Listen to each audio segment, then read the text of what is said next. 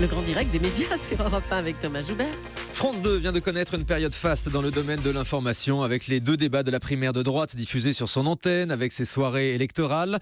Les audiences du JT de 20h se portent bien en réduisant l'écart avec celui de TF1. L'émission politique, en revanche, a un peu plus de mal à s'installer. À la tête de l'information de France Télévisions depuis un an, c'est Michel Field. Il est notre invité ce matin sur Europe 1. Bonjour Michel. Bonjour tout le monde. Ravi de vous retrouver sur l'antenne d'Europe 1. Quel est votre bilan personnel de cette première année à la tête de l'info de France Télé ? Ça a été une année difficile ? Ça a été une année, oui, on ne va pas revenir sur les épisodes précédents, comme on dit dans les séries, mais c'est vrai qu'il y a eu une phase un peu difficile, il y a eu cette motion de défiance qui a été à la fois difficile à vivre personnellement, mais j'allais dire... Parce qu'elle vous a isolé ?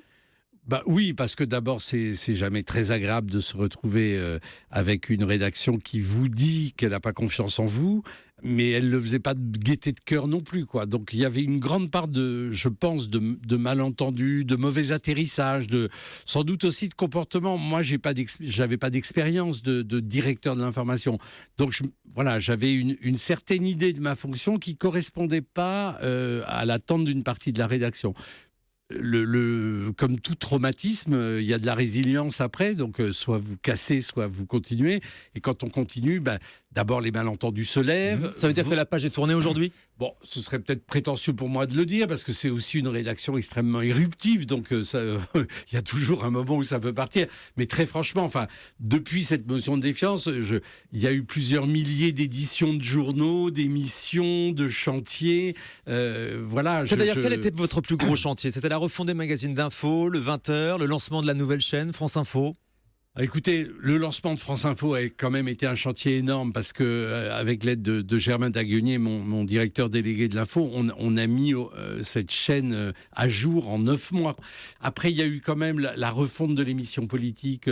Il fallait garder le côté statutaire des paroles et des actes et en même temps moderniser la formule, accueillir un nouveau couple d'animateurs.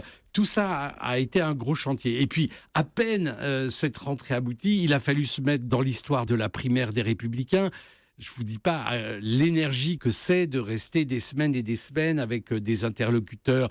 Alors avec un grand succès, les débats de la primaire de la droite, notamment celui de l'entre-deux tours que vous avez organisé avec TF1. Une surprise, le débat était plus suivi sur France 2 que sur TF1, alors que c'était le même programme. Et généralement, dans ces cas-là, c'est plutôt TF1 qui est leader. Comment est-ce que vous l'avez expliqué ? C'est la récompense d'un investissement. Quand vous dites l'émission politique a plus de mal à s'installer, je suis pas tout à fait d'accord avec vous. Mais les audiences sont moins fortes que celles des paroles et des actes. Non, elles sont à 5 ans d'intervalle, exactement le même dans le trimestre qui précédait l'élection présidentielle, mais vraiment à la décimale près. Mais si vous voulez, des paroles et des actes arrivaient à faire parfois des 4, 5, 6 millions de téléspectateurs, ce qu'on n'a pas encore vu avec l'émission politique. Mais ce qu'on verra sans doute avec l'approche de la présidentielle. Avec l'approche de la présidentielle. C'est des émissions statutaires et c'est là où on est récompensé au moment d'un débat. Évidemment, quand vous faites l'émission politique avec Nicolas Sarkozy ou Alain Juppé, vous savez d'avance que vous ferez un meilleur score qu'avec Bruno Le Maire ou Arnaud Montebourg. Mais vous savez, c'est aussi le type d'émission où on accepte de faire peut-être moins d'audience, parce que c'est la mission du service public que d'animer le débat politique doit être sur France Télévisions. Dans l'émission politique, on se souvient de la participation de François Fillon, qui a sévèrement taclé la présence de l'humoriste Charline Vanhoenacker. Vous assumez pleinement cette chronique ? Oui, je l'assume pleinement. J'ai d'ailleurs dit à François Fillon, qui était l'invité du 20h lundi et qui nous a permis d'ailleurs de faire encore un très très bon score, je lui ai dit de toute façon que si j'avais eu l'idée, ce qui n'était pas le cas, de me séparer de Charline, sa sortie m'interdisait désormais de le faire. Je n'ai jamais été un adepte de la dérision, du foutage de gueule, et du mélange des genres. Et du mélange des genres, mais je pense que c'est pas le cas dans l'émission politique. On a 2 heures et quart de vraie émission avec vraiment un invité soumis à 360 degrés de questionnement très sérieux, qu'on s'offre 2 minutes de regard un peu autocritique. Parce que vous savez, les politiques s'en prennent un peu. Moi, Charline ne m'a pas épargné dans ses premiers... Vous vous souvenez, elle était à l'oreillette, j'étais le censeur, etc. Bon, voilà, un peu d'autodérision, c'est aussi une façon de montrer aux téléspectateurs qu'on peut faire les choses sérieusement, sans se prendre au sérieux, pour reprendre une formule que Denis Oliven aime beaucoup. Le patron d'Europe 1. Elle vous avait taclé notamment sur cette affaire Big Malion et ce reportage d'Élise Lucet finalement diffusé dans Envoyé spécial. Vous regrettez comment toute cette affaire s'était passée ? Forcément, je regrette parce que, si vous voulez, quand on a affaire à une comment dire, un malentendu public comme ça, qu'on se fait, étiqueter comme un censeur, alors que c'était une querelle de date de programmation et que je Oui, on a trouvais, dit que vous aviez répondu aux pressions de Nicolas Sarkozy oui, directement. j'ai toujours démenti la chose et je continuerai à le faire jusqu'à ma mort. C'était pas de ça qu'il s'agissait. Je trouvais juste qu'un reportage qui n'apportait pas objectivement d'éléments de révélation, qui revenait formidablement bien sur cette affaire, le faire au début du débat de la primaire, ça me semblait pas indiqué. Soit avant, soit après, j'aurais jugé ça préférable. Ça aurait pu rester entre nous. Vous savez, France Télévisions est une maison de verre. Tout ce qui se passe dedans est aussitôt analysé par des gens comme vous. Donc, ça a été une bataille médiatique que j'ai vraiment pas gagnée. Et donc, Oui, il y a eu un bras de fer avec Élise Lucet, vous mais l'avez bon, perdu. c'est pas un bras de fer. Mais voilà, on peut dire les choses comme ça, parce qu'à un moment donné, il faut aussi savoir raison garder.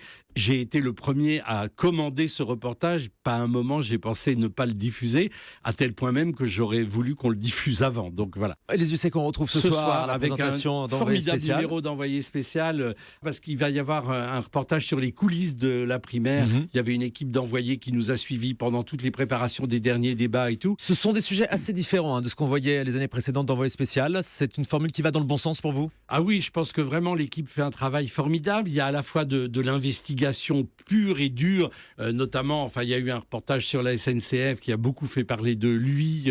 Et puis on retrouve la dimension internationale d'Envoyé. Alors, et que deviennent Françoise Joly et Guylaine Chenu? On était censé les retrouver de manière événementielle sur France 2. On n'a toujours rien vu. Elles ont quitté le secteur de l'information pour aller du côté des programmes et de l'antenne. Elles étaient en discussion avec Vincent Mellet, l'ancien patron de France 2. Je ne sais pas exactement ce qu'il en est avec Caroline Gott. David Pujadas sera encore aux 20h à la rentrée prochaine, Michel Field? Écoutez, c'est loin la rentrée prochaine.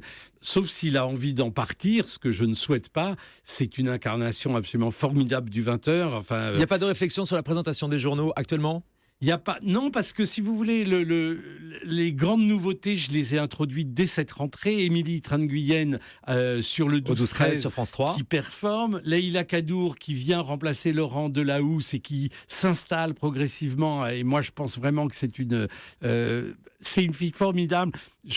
Voilà, il y a des nouvelles incarnations de l'information. Excusez-moi, Karim Rissouli, Léa Salamé, c'est pas rien non plus à l'émission politique. Mais sur les JT, l'incarnation des JT ne devrait pas changer, c'est pas vos priorités. Non, c'est pas ma priorité. Après, une réflexion continuelle sur le JT, on l'amène avec les équipes, évidemment, parce que c'est un formidable laboratoire et qu'il faut toujours essayer d'avoir un coup d'avance. Laurent Delahousse, ça fait des années qu'il veut arrêter le week-end. Il en est hors de question? Écoutez, je sais pas, mais il aurait bien tort, parce que vous le rappeliez vous-même, on a fait un truc. Alors évidemment, pour le grand public, ça apparaît rien, mais c'était une vraie révolution culturelle, ce qu'on a fait la soirée électorale, c'est ça? Ah ouais, parce que casser les codes du 20h, retrouver Laurent Delahousse sur le plateau de France Info, en mouvement, avec des plateaux différents, dans des lieux différents, etc. Moi, c'est une télé que j'adore, c'est une télé de mouvement. Ça bouge. Ça bouge. Et en plus, l'audience était plus qu'au rendez-vous. Ouais. Donc, je pense que si Laurent avait des velléités d'arrêter, je crois que ça lui a redonné la pêche pour continuer. Je l'espère. Tiens, et France Info, ça marche? Alors, France Info, ça marche, je sais que vous ne communiquez pas sur les audiences. On ne communique pas sur les audiences. Pourquoi? Parce qu'elles sont trop basses? Non, mais parce qu'on veut avoir le temps de s'installer. Si vous vous souvenez, BFM a mis plusieurs années avant de souscrire l'abonnement Médiamétrie. Vous savez que ça coûte la peau des fesses, l'abonnement Médiamétrie. Et comme on a un tout petit budget, on s'est dit qu'il y avait d'autres priorités. Alors, on fait de temps en temps des coups de sonde, mais je le dis et le redis. Pourquoi on n'est pas obsédé par les chiffres sur la TNT? Parce que le cœur du réacteur de France Info, c'est le numérique. Et là, sur le web, côté ordinateur, puisqu'on n'a pas encore les chiffres des 4 écrans, on est passé de la 6e à la 4e place en un mois. Il y a des performances. Sur l'antenne de France Info, il devait y avoir quelques ajustements, la suppression des rappels des titres, tout ça, ça va être en place? Oui, c'est plus compliqué qu'il y paraît, parce que vous savez, on est deux maisons un peu lourdes à bouger. La radio et la télé. Et côté France Inter, ça n'est pas simple. C'est un work in progress, c'est-à-dire on est sans arrêt dans un chantier avec des modifications. Vous allez en voir dès la fin de l'année, le début de l'année prochaine. On n'a pas besoin de le proclamer. Vous allez voir progressivement. Et puis, on a des retours d'études qualitatives. On voit les points qui sont un peu faibles. Mais je pense que l'originalité de cette offre, ces petits modules explicatifs, la collaboration avec l'INA, avec France 24, personne n'y croyait il y a encore 1 an et demi. Le bébé est là. Il est vraiment aimer des gens qui le regardent. Et on a un travail de conquête à faire progressive dans un univers très concurrentiel. Il doit encore grandir, Qui doit bien en grandir. Michel Field est notre invité ce matin. On se retrouve avec Willy Rovelli. À tout de suite.